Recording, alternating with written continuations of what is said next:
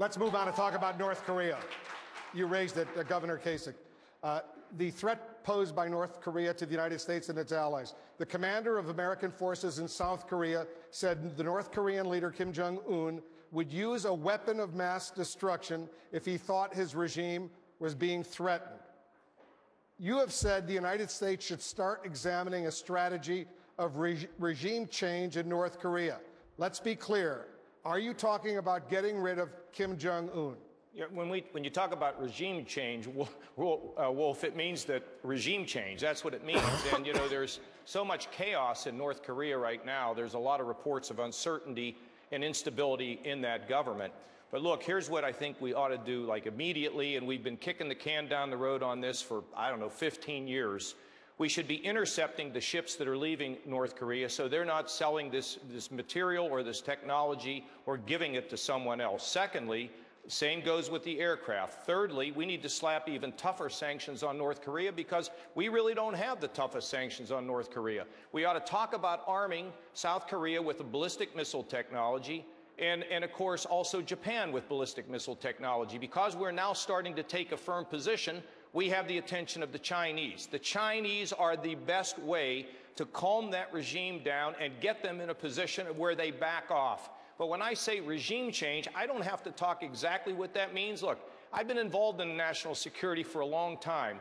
You don't have to spell everything out. But what I'm telling you is you look for any means you can to be able to solve that problem in North Korea, and in the meantime, put the pressure on the Chinese, and what we're doing is beginning to work against them. They are the key to being able to settle this situation. I just want to be precise, Governor Kasich, because this is critically important. There are 1 million North Korean troops north of the DMZ, well aware of that. 1 million South Korean troops, 28,000 U.S. troops along the DMZ, right in between. Would you risk war for regime change?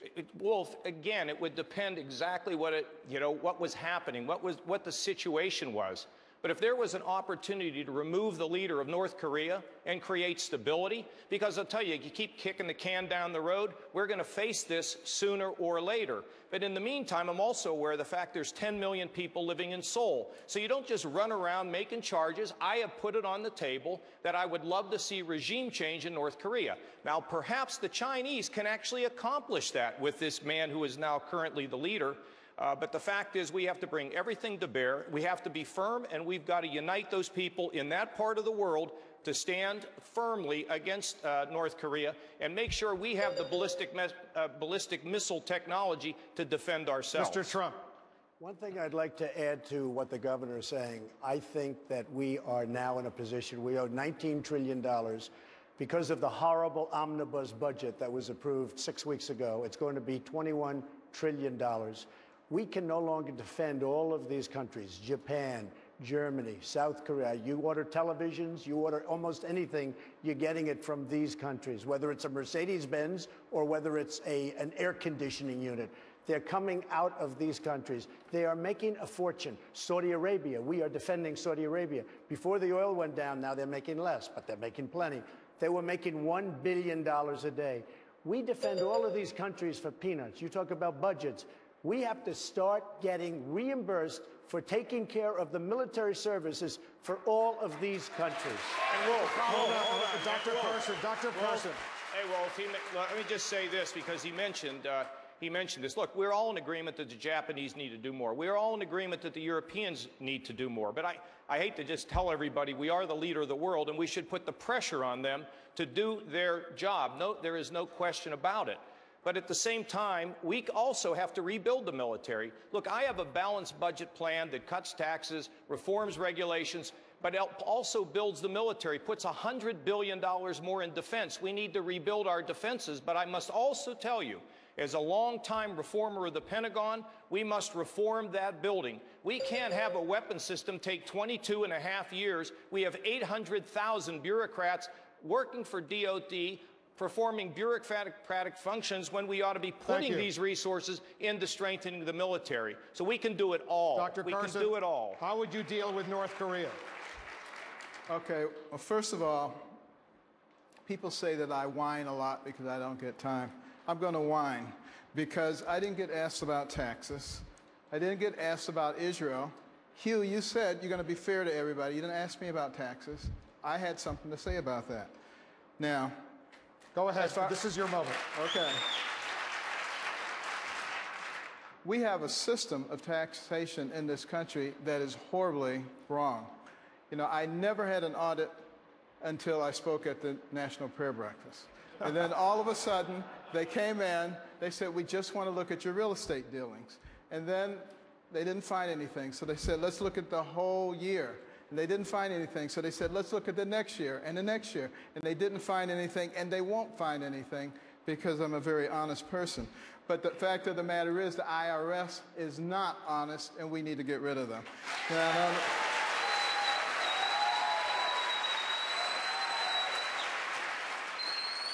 as far as Israel is concerned, you know, when I was there several months ago, I talked to a lot of people. I couldn't find a single one who didn't think that we had turned our backs on Israel. You know, they are a strategic partner for us, but also recognize that we have a Judeo-Christian foundation. And the last thing we need to do is to reject Israel. Doesn't mean that we can't be fair to other people. We can always be fair to other people.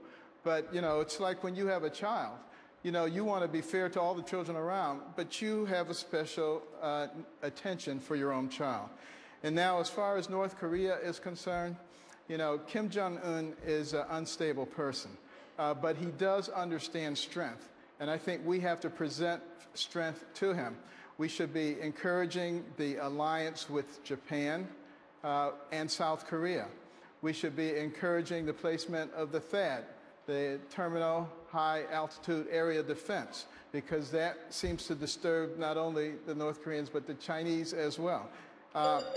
And we also need to have a much more robust naval presence in that area. And I think we need to be developing a strategic defense initiative, because this man is going to have long-range missiles. He is going to have nuclear capabilities. We need to be able to defend ourselves. And lastly, we should make sure that he knows that if he ever shoots a missile at us, it'll be the last thing he ever does. Thank you. Thank you.